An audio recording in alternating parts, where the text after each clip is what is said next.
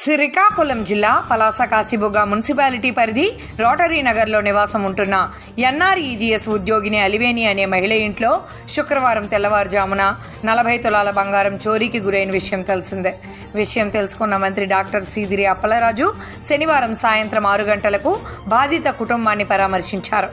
అనంతరం పోలీస్ అధికారులతో ఫోన్లో మాట్లాడుతూ దుండగులను తక్షణమే అదుపులోకి తీసుకొని చట్టపరంగా కఠిన చర్యలు తీసుకోవాలని తెలిపారు.